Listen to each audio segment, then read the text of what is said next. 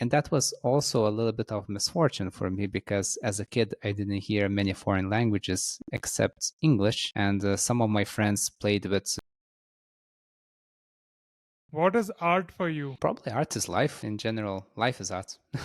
Like you're a piece of art, definitely. So am I. So it's the rest of it. So like the art behind you and that nice picture, it's also a representation of what you already can find and see in the universe, probably like mixing the senses in some kind of a way. So like Yeah. that, I think like just life from some kind of a standpoint, some type of a perspective is art in itself. What value do you think art adds to the world? Well, probably it expands the boundaries because it pushes cultures forwards mainly. It doesn't, at least art in the older days. Now it's more like about breaking stereotypes and sometimes to a very silly and ridiculous extents, but it's also like being able to see beyond what other people regularly see. So whether it will be in a written form, in a painted, in a musical form, it's like showing the others what they don't yet see through some kind of means, other means. What are the business or investment opportunities for foreigners in Lithuania? Well, definitely e-commerce, IT, fintech areas would be good. Also, yeah, the beauty industry in general. I think Lithuanians are,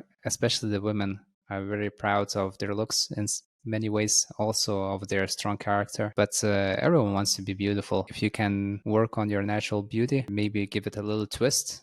That's also like also tourism because foreigners are discovering the Baltic states, and every year we get more and more tourists. So, and the real estate prices are increasing like mad, especially after the war has started in Ukraine. So maybe there are some real estate opportunities, but I'm definitely not qualified to consult on that matter in any kind of way. What is the best advice you have ever received?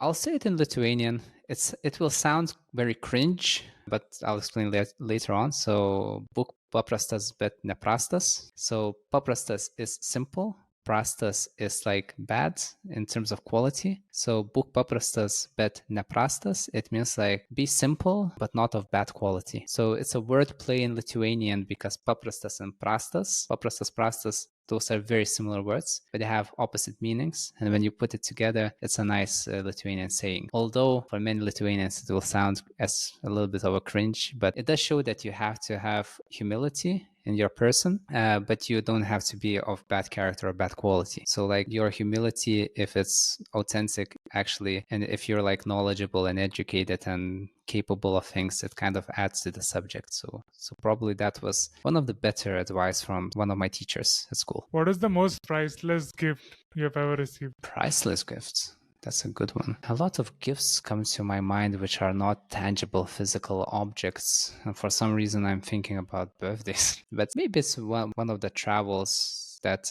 brought me and my girlfriend together during our first year of vacation. So she doesn't like to give objects as a gift. She likes to give experiences. So we went into another place. We bonded, and that's priceless because we're still together 5 years later. So, Oh so wow. yeah. So you both are from Lithuania. Yeah, we're both from Lithuania and we both are teachers. What Funny does she enough. teach? English and French. Oh, both are language teachers. And language enthusiasts and teachers, yeah.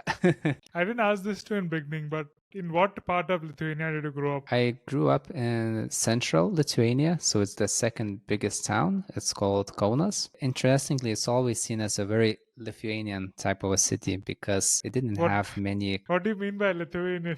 What's a Because Lithuanian stereotype? because mainly you wouldn't hear foreign languages in Kaunas often. You would only hear Lithuanian most of the time. The capital city, Vilnius, is more multicultural. It has a significant population of different kind of people from, let's say, from the Russian Federation, from Ukraine, from Belarus, from Poland, Jewish people as well. So, but Kaunas was one of those cities that mainly Lithuanians people lived in, not in a nationalistic sense, that you stay away from Kaunas or something like that. It's like it just happens some way. Hmm. And that was also a little bit of misfortune for me because as a kid, I didn't hear many foreign languages except English. And some of my friends played with Russian speakers, Polish speakers, and, in the backyards. And as kids, they picked up foreign languages and they, were able to learn foreign tongues. And, 20 years later, they have like four languages under the belt without even studying them. So that's cool. As you mentioned on a website, it's better when you have somebody to talk to as compared to reading it or just learning it or listening it. You learn quicker when you're talking to somebody. Certainly, certainly. Like, that's one thing that you cannot do by yourself. You can talk with yourself, but, it's awkward and limited.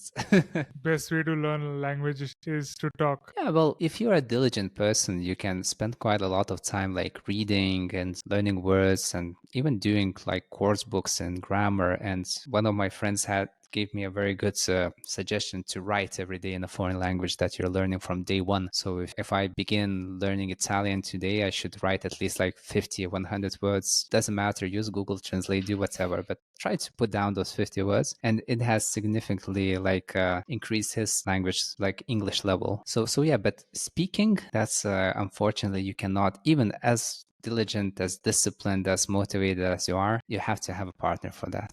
Watch full podcast on Rocklaz. Rocklaz Radio.